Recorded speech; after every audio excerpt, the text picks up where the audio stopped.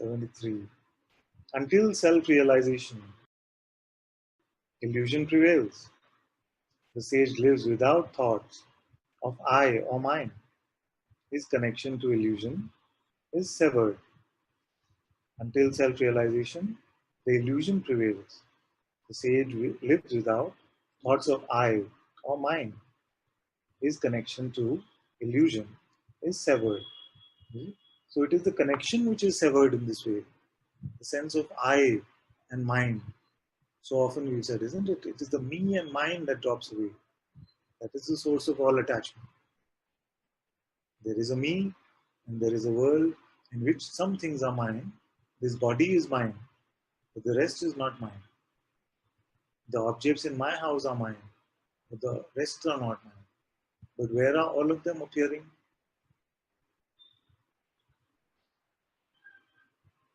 You see, where does this come from?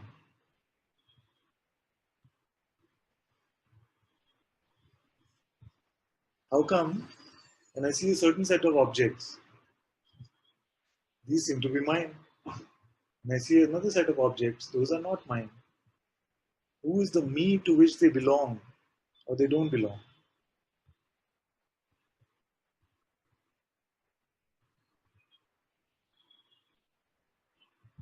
We see some bodies and they are my children. We see another set of bodies and they are not my children. How does that distinguishing come? Who is the me at the center of this? Is it tangible, this me?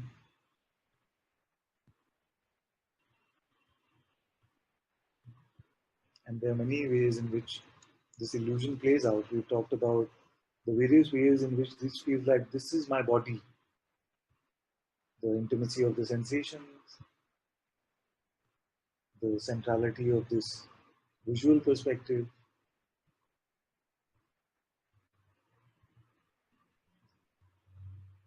the visual difference in this appearance of this body so close, the appearance of another body not so close.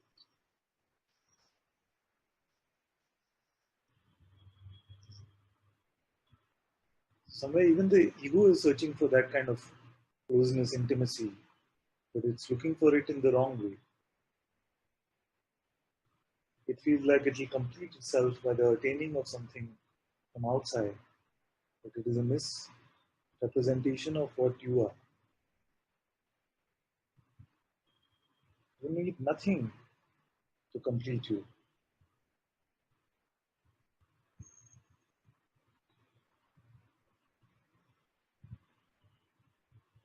And yet, funnily enough, this discovery itself is completion.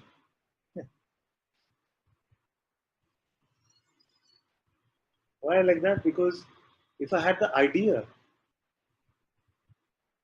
that I need something to complete myself, then it can give that. That is how the power of belief is designed. These ideas, which could be completely funny, can be believed in, and it can seem like they are true. You see, that's why it is the pretense of separation. It can feel like they are true. Anything that has the limited me at the center is just an idea.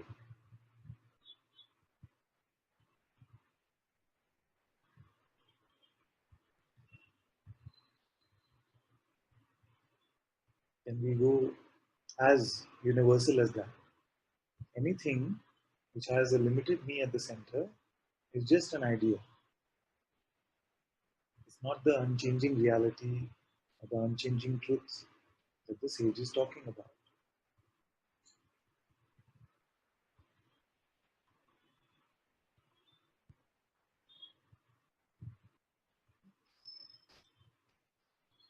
So notice that illusion prevails not in the sense of the appearance of this phenomenal world that can still appear and disappear, but it is the connection which is severed.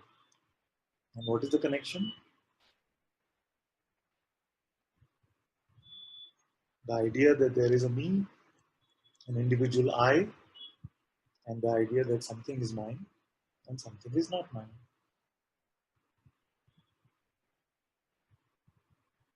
Just look at even the phenomenal world around you right now. Without the filter of these ideas of me and mine.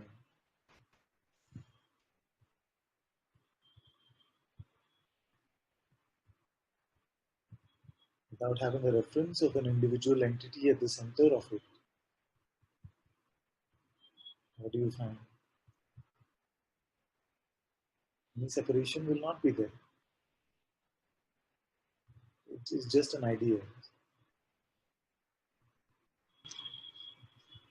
So 74 is, what is knowledge? What is the universe? What are the thoughts?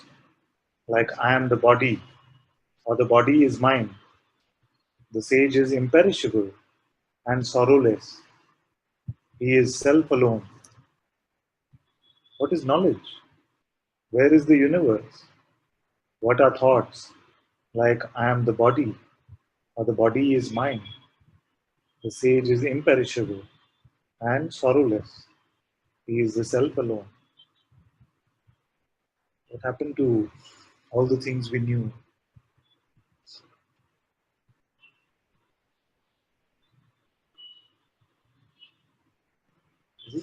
Anytime we feel like we come into satsang to know more, I want to know spirituality. We realize that everything we pick up is dropped soon. Either in satsang itself or life forces us to drop it. It is a coming to an emptiness in terms of concepts. What can we truly say? Even freedom we cannot say. Bondage we can definitely not say.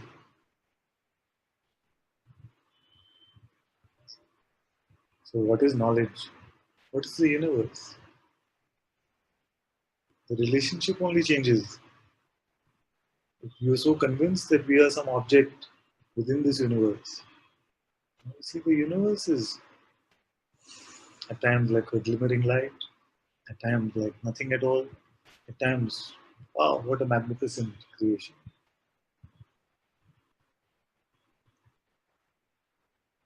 What are the thoughts like I am the body or the body is mine? These are the two relationships with this appearance called the body. The first relationship is this idea that I am this itself. But many actually don't have it as severely as they feel they do. It is the second one. This body is mine. That's why we can say things like, I rest only after I will die. Uh, My body is very tired today. I wonder which body I had before this or I will have after this. All these can only come from the relationship of there being I, which is the owner of this body.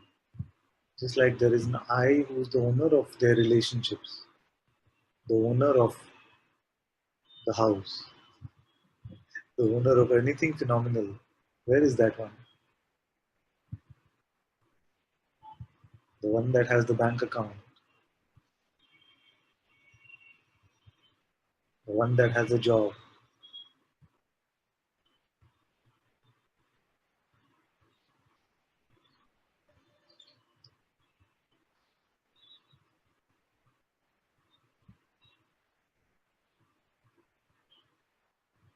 Where is this one?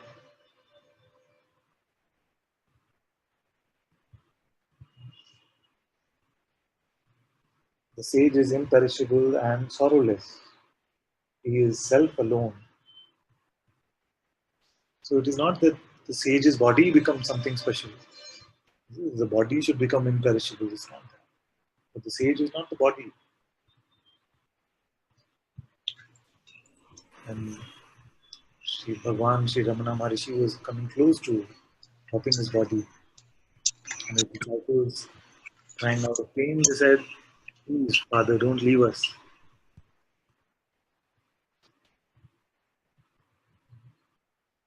He said, where would I go? Don't mistake this body to be me. I am always here. So this consciousness itself, the purest expression. 75 is just an abrupt paragraph. As you can tell, I've never read this before. So 75 is when a weak man gives up meditation, he falls prey to whims and desires. That's it. That's the entire paragraph, the shortest paragraph in the whole Ashtavakra. When a weak man gives up meditation, he falls prey to whims and desires. So probably what happened is that one of the students came to Ashtavakra and said, but you said no longer do you need meditation. Meditation also perpetuates the meditator identity, give up on all practices like that. And then I've given up my meditation and look at what's happened to me. I'm just getting attracted to all the various objects in this world. I'm just getting caught up in all the notions of myself. That's why the sage said, when a weak man gives up meditation, he feels prey to whims and desires.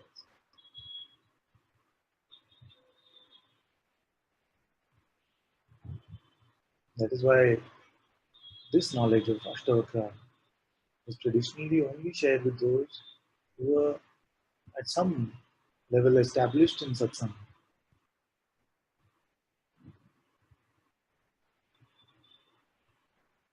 They had openness to the idea that they are not the limited entity, the ego.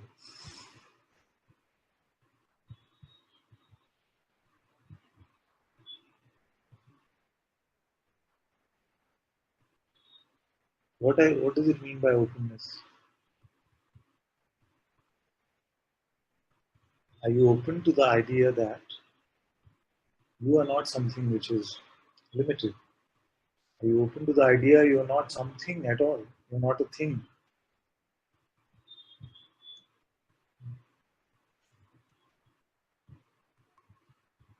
Is it possible that you're not a thing? If there's even a slight yes, then that much is enough for satsang. Is it possible that you are not a limited entity, not a thing? Is it possible that you don't have boundaries? Is it possible that you were never born and you will never die?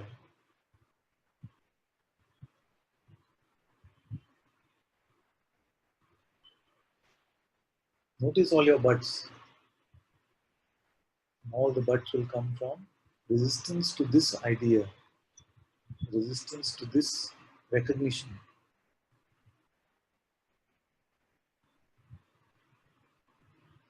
But this truth will ultimately have to prevail because when you check really, this is what you find about yourself.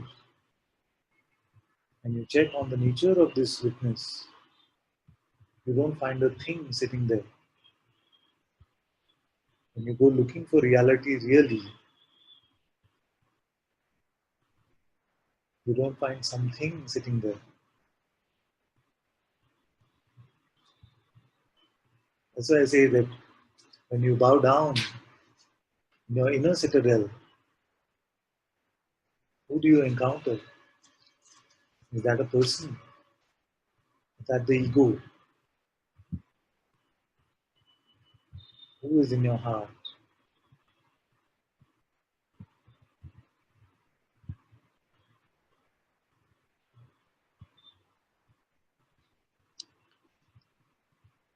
Even hearing truth, a man of dull intellect holds on to illusion through effort and suppression.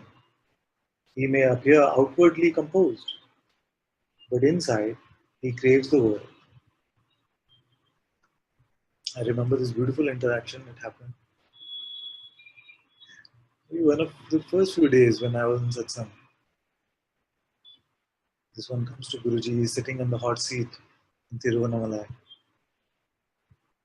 And Guruji invites him to check who is this I? And he says, but I'm not the doer. How can I do the inquiry?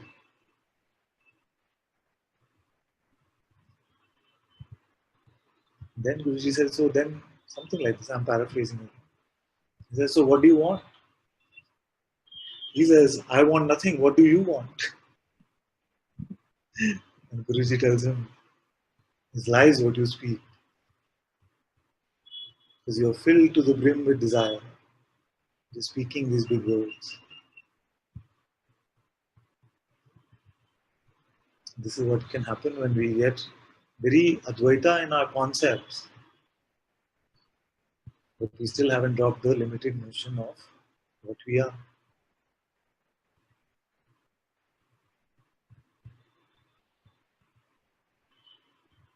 As long as we still consider ourselves to be something limited, this play of desire will continue.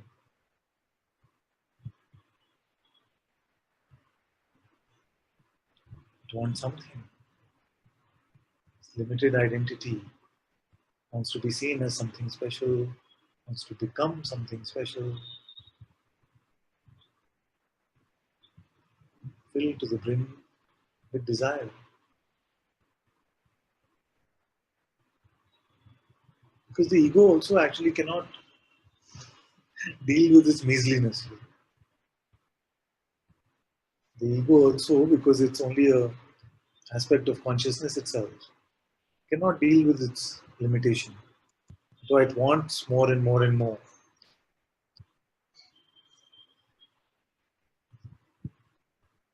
That's why I said where there is duality, there is bound to be desire and doership.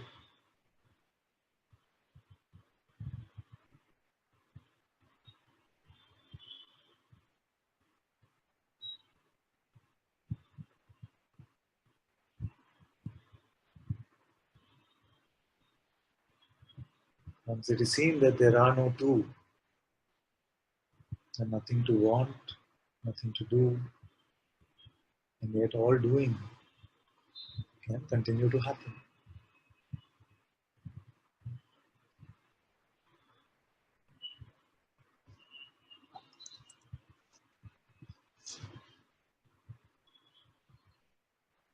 Though others may see him working, the sage does nothing. Knowledge has banished effort. We find no reason to do or say. Though others may see him working, the sage does nothing. Knowledge has banished effort. He finds no reason to do or say. The same thing about doership, which we've looked at for a long time. The sage is fearless, unassailable, no darkness, no light, nothing to lose, nothing. The sage is fearless, unassailable, no darkness, no light, nothing to lose, nothing. Beyond all this play of opposites, of doing and not doing, of effort and not effort, of bondage and freedom, even beyond this darkness and light, this is also a play of consciousness, empty of all qualities.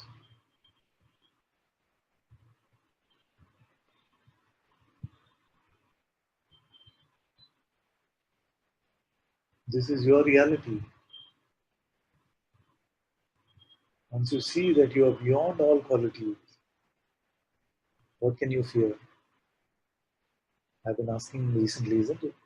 What can actually play in this world that can make a scratch or a dent on awareness?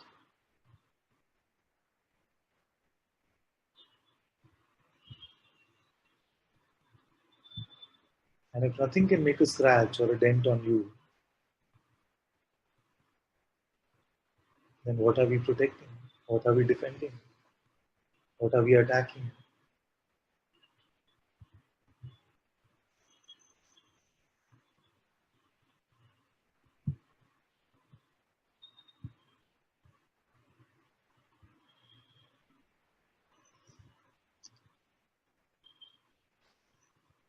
The sage is fearless, unassailable, no darkness, no light, nothing to lose, nothing.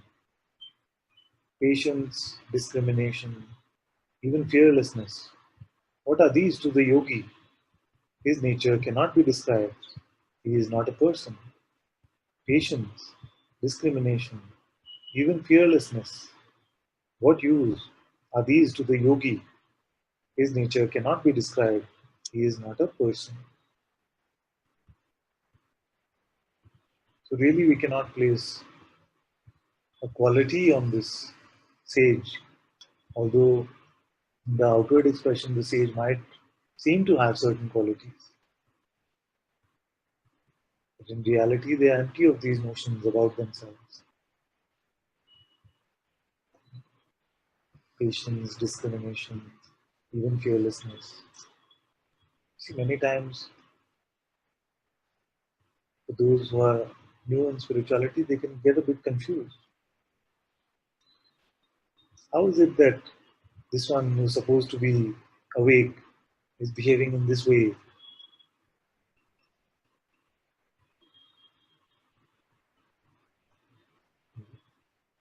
How is it that Maharaj was shouting at those who were coming to him?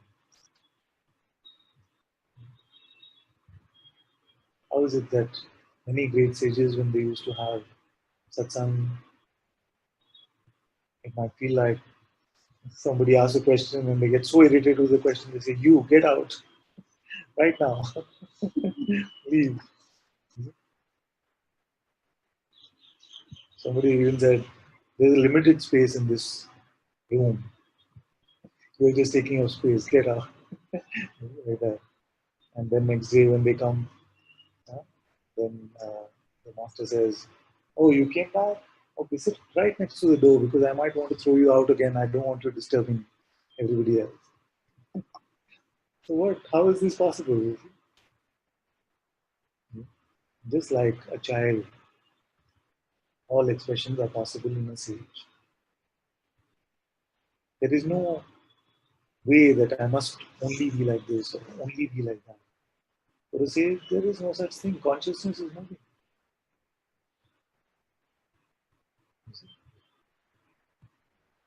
You'll find that the outer expression, even sometimes like a child, mother says one thing and great, beautiful reaction comes, and sometimes mother says the same thing, a lot of irritation can come. So you cannot predict how a sage will respond to something. And yet, I feel like it is important in today's world also to make the point that this aspect about the unpredictability of the sage does not, cannot be used as an excuse for any sort of exploitation.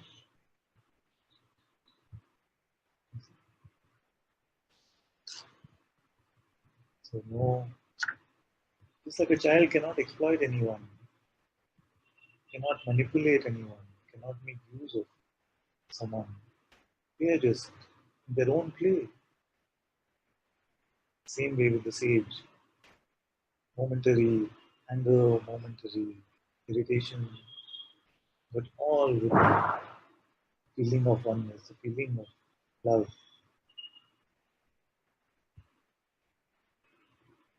The sage never, true sage can never bring themselves to exploit any of the children that come to him mentally, emotionally, physically, financially. It's just not possible. It can only be possible if there is a sense of tools. If the sense of two-ness is gone, exploitation is impossible.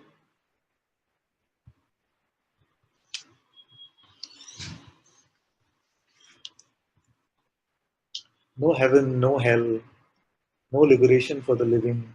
In short, consciousness is void. What more can be said? No heaven, no hell, no liberation for the living. In short, consciousness is void. What more can be said?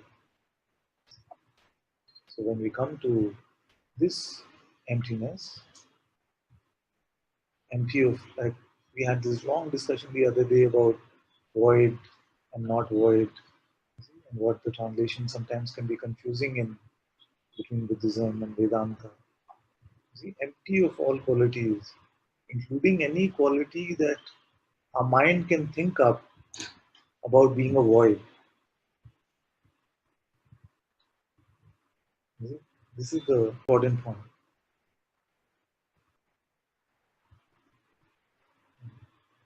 Void, when you think of void, what are you imagining? Many of you could be imagining this big, black, empty space or something like that. But this one is empty even of this quality, these qualities.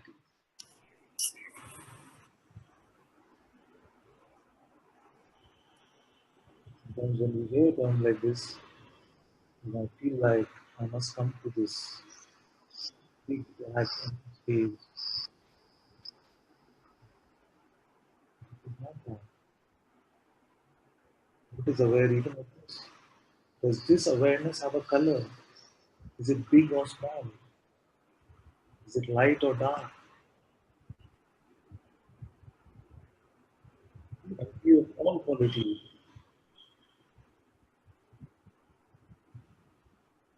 Qualities like no heaven, no hell, no liberation for the living, and for consciousness as well. Empty.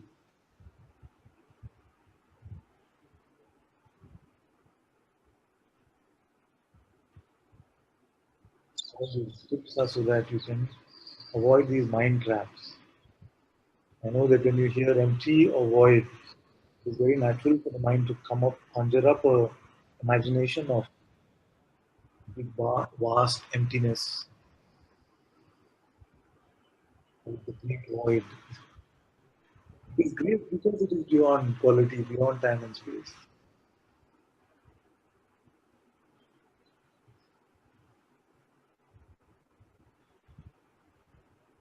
No hell, no heaven, no liberation for the living.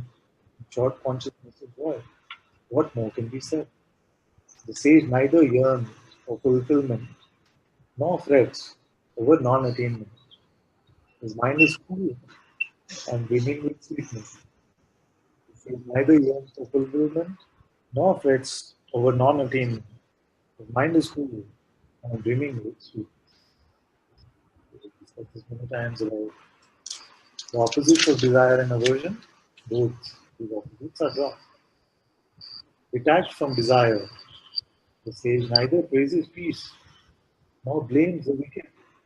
Equally content in happiness and misery, he would not change a thing. Whatever might be the situation, whatever might be the life event, whatever might be the state of the body, whatever thoughts might be appearing, whatever emotions are there, the sage is not resisting.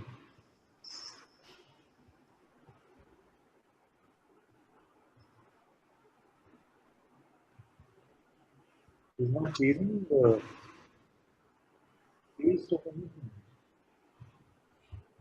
not running away from the taste of anything.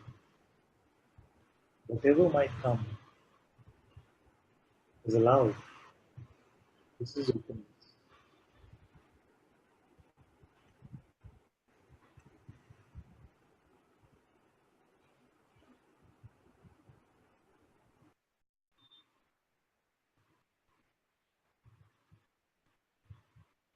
Nothing phenomenal is bigger than consciousness.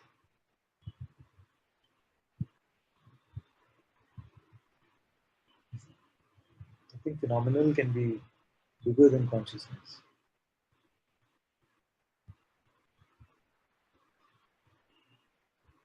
Because everything is just appearing and disappearing within itself.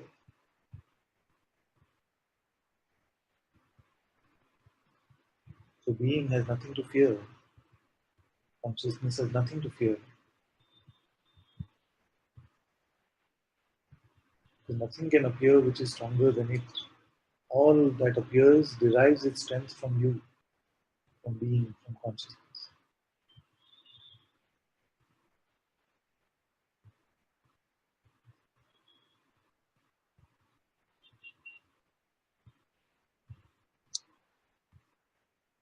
The sage neither rejects the world nor desires self. He is free of joy and sorrow. He does not live and cannot die.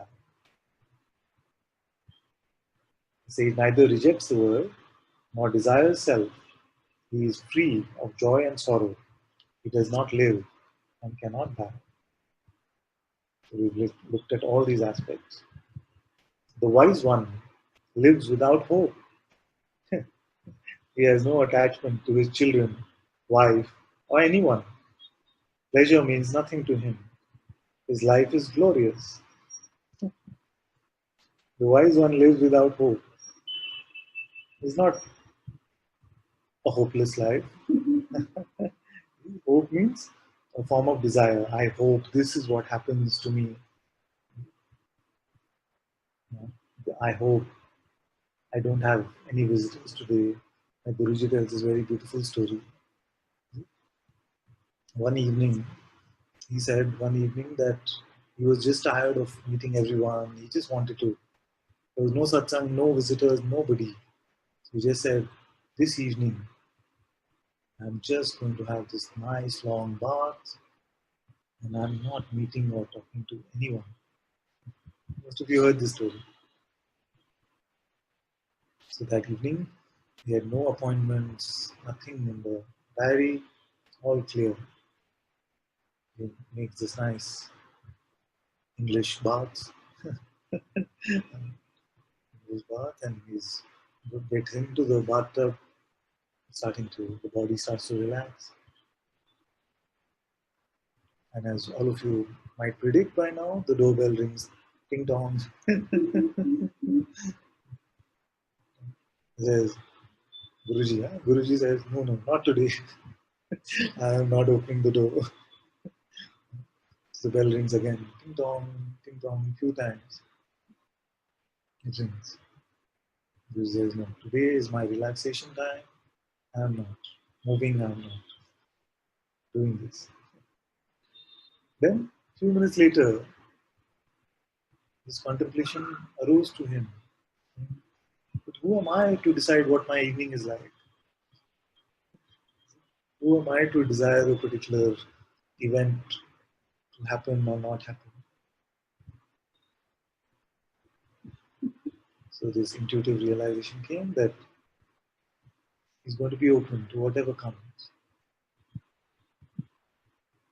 And next time when the bell rang, after a few minutes, his friends, they came back and the bell rang again.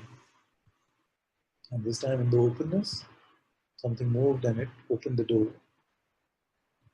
And here were his friends. And Guruji says that they came in and that's one of the best evenings he's ever had. The best time.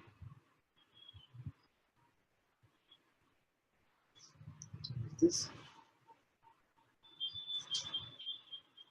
we are not deciding on a particular outcome. He has no attachment to his children, wife, or anyone. Pleasure means nothing to him.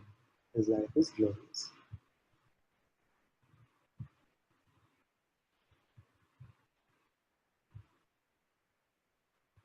Don't worry about the 100%, because you'll make a benchmark out of this. Oh, I'm still attached to my children. That means I'm not yet Ashtavakra or something. Don't worry about these 100%. So you'll start to notice that you will become more and more aware of these attachments and all this play of the human role will also start to get a lot more space within it. When we think about attachment, the natural idea is to think about, oh, what if they were taken away from me? Would that cause some grief? Or something like this. See, we think of attachment in that way. But actually, if you look at our relationships, you will know the nature of attachment, the subtler attachment, which is the cause of more suffering, is the attachment that this relationship should be this way, or they should be like that. This is how they should behave. There's this thing about not giving freedom to the world. We're attached to how our partner should be. We're attached to how our children should be. Anyone attached to how the Sangha should be, attached to how the master should be.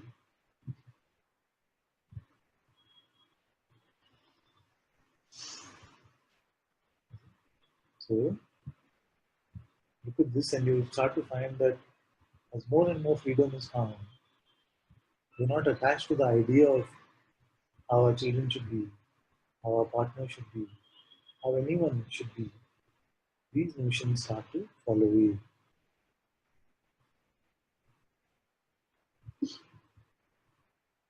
It's very natural in this human play that when close relationships, Sangha members, children, partners, something happens to them, some grief is natural for it to come.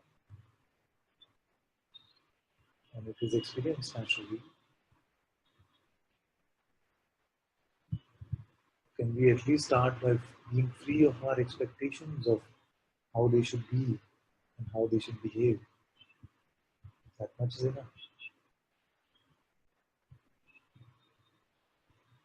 I still wish my children would open the door a little softly compared to how they do.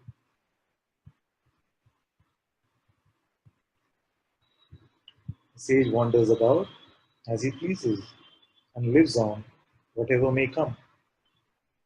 The sage wanders about as he pleases and lives on whatever may come. Contentment ever dwells in his heart, and when the sun sets, he rests where he is. The sage wanders about as he pleases and lives on whatever may come. Contentment ever dwells in his heart, and when the sun sets, he rests where he is. So, king or beggar is actually irrelevant. We talked about this renouncing and not renouncing, and I've said that we don't really have to renounce the world as long as we can renounce our limited identity. That much is enough. Now, whether after that you are in a palace or you are in a hut doesn't really matter. There is no prerequisite for freedom except this openness to be open to the reality of what you are.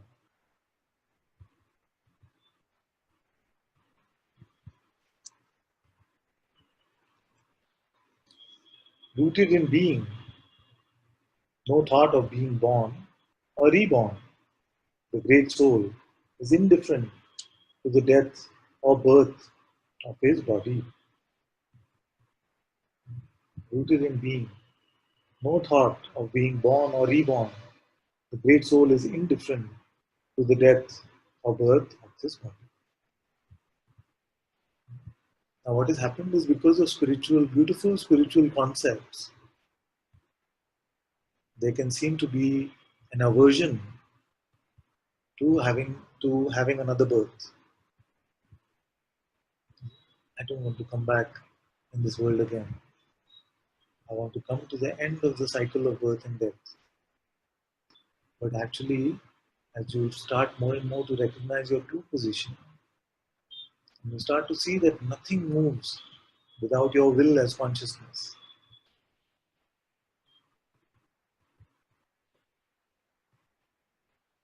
You see that whether you have more dreams, whether you have no dreams, whether you have just one dream, whether this is the last dream, or you'll have a million more, it really doesn't matter. What is unchanging is the self. This is the recognition. You are the unchanging, unmoving one. And this one truly does not have a preference in that way.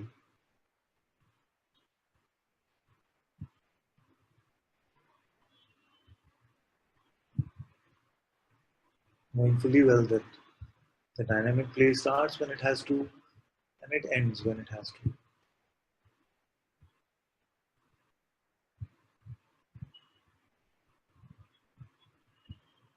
comes a point where there is a fatigue with this experiencing. Then whatever the experience might be, sleep is calling. Papaji said you might be on your wedding night in the arms of your beloved, and yet when you're done with the experiencing of this world, sleep is calling, and not even the arms of your beloved keep you awake.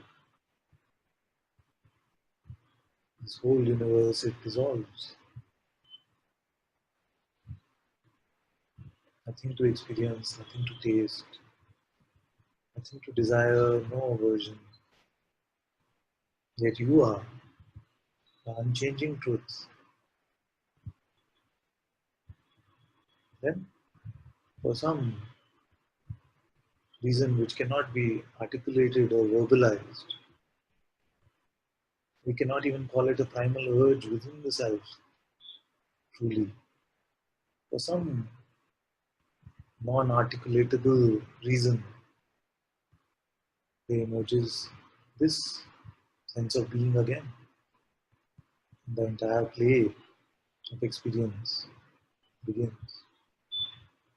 Phenomenal world, the non-phenomenal witness remains the same. Now there is the appearance of this phenomenal play. The body appears. The mind says, this body is you.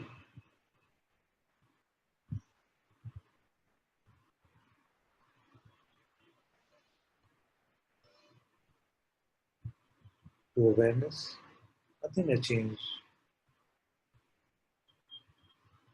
That's why this entire infinity of the phenomenal play appears out of it, and yet the self remains unchanged. Therefore, unconcerned with how many times this whole cycle will happen. But it is not held hostage.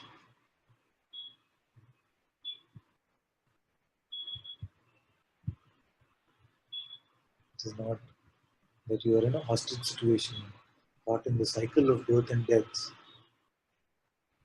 You see, so being caught in the cycle of birth and death is a concept of the idea of who you are, not the reality of who you are. How can the one without qualities be caught in anything?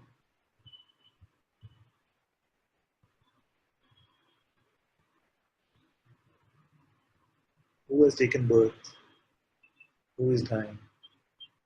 Only when you put, like I said, only when you put a limited notion of yourself do these ideas apply.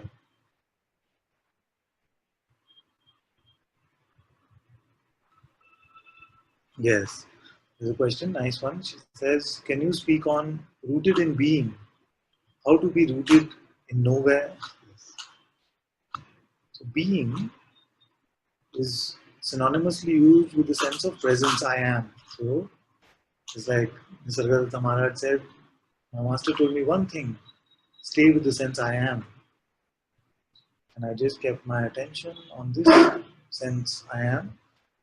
And I discovered that which is beyond even this I am. So this is that kind of instruction. So being rooted in being is how to, when I say, can you stop being? Our attention naturally goes to the sense of presence that exists. So this, now I've said often that in my case, maybe my attention span was not so good. So when I would hear this instruction, stay with the sense I am, or Maharaj said, I was just with the sense I am for 3 years, just 3 years, and I was free. And I heard, just 3 years? I can't even just do just 3 minutes. So there are some you've seen also in the Sangha who for them it is very natural to stay with the sense I am. And then there are those like me who didn't have this kind of attention span to be saying, okay. See, in fact, it became more of a frustration here, saying, I have to just keep my attention on being. So now, easier for me, and that's why I prescribed to the Sangha, was to just remain open, allow everything to come and go. And then what happens in openness? Naturally, you will find attention is with presence, without the sense of having to root it over there. You will find that naturally it is there. As you are finding. So, which was the verse? Verse 86. Rooted in being, no thought of being born or reborn. The great soul is indifferent to the death or birth of this body. And you see that this being is the light of this universe, is not dependent on the body. The mind has co-opted this sense of being and made it as if it is a aspect of the body itself. Many of you feel like this sense I am is contained in the body. That's why very often we do this contemplation, this checking. Is it that this being is contained in the sensations of the body, or is it that the sensations of the body are contained in the being?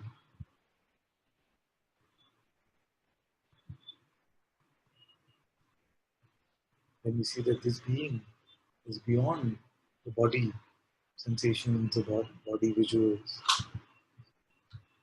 Consciousness is I am.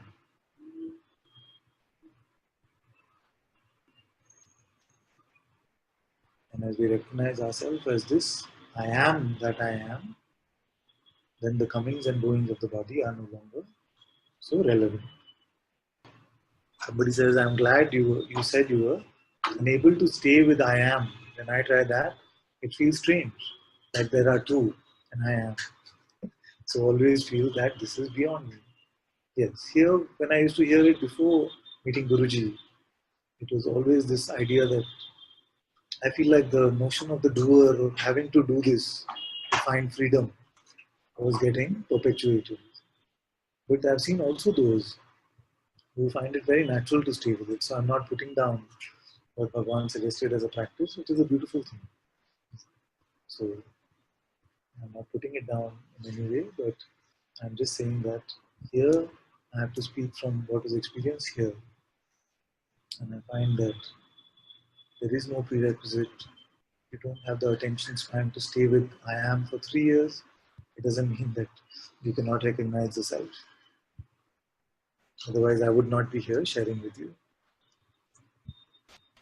So there's one more question. So I am mistaken in believing that the cycle of births and deaths comes to an end. This is confusing for me. Please elaborate. Yes. Now,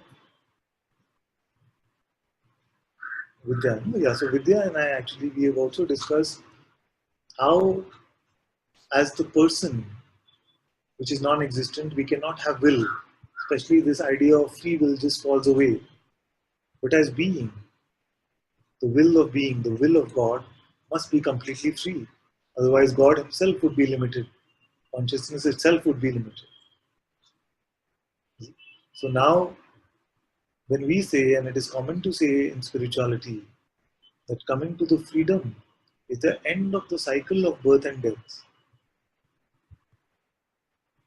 then we are creating a limitation in being.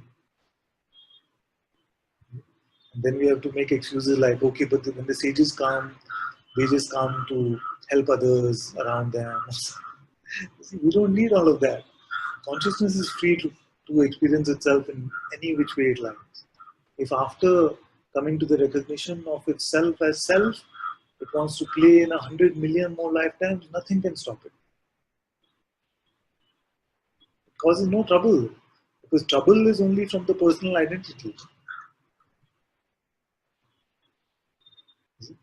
So who has made this rule for consciousness that it must be the end of the cycle of birth and death?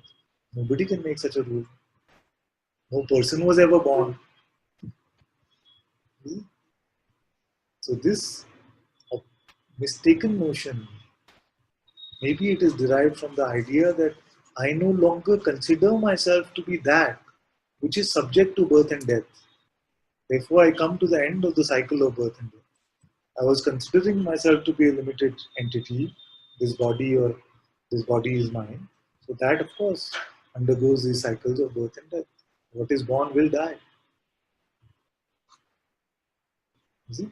So as long as I've considered myself to be that, it can seem like I'm trapped in this cycle of birth and death. Once I've broadened my perspective, once I've seen what I really am, I've seen that even this birth and death have been only the play of my will as consciousness. And nothing, not even scripture can define the will of consciousness. It is beyond all definition.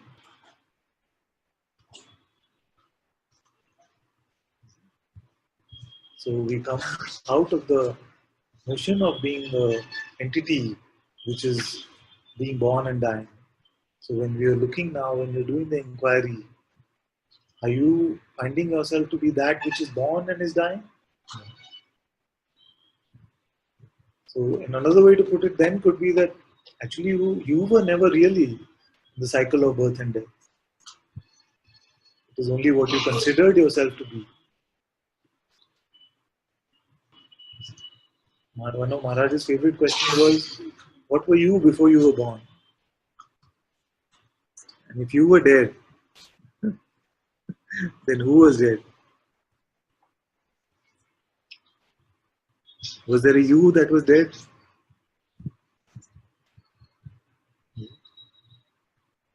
Then if there was a you that was born, where did that you come from?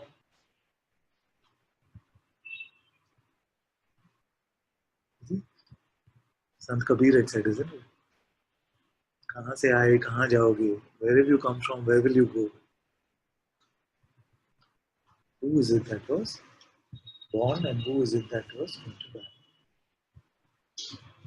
So, to break the cycle of birth and death, come to the recognition of that which is beyond birth and death. The unborn, the undying one is what you're recognizing.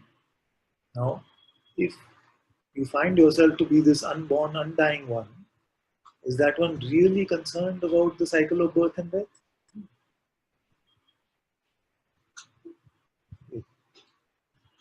This being, this consciousness which takes birth,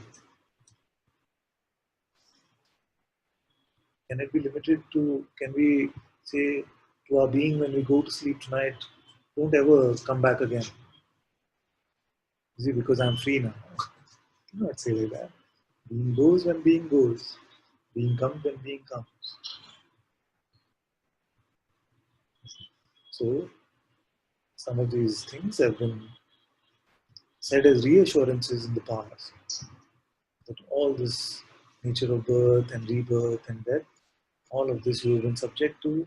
Now you'll break through the cycle of birth and death. But actually, you're going beyond this cycle of birth and death to see that you were never truly born and you will never truly die.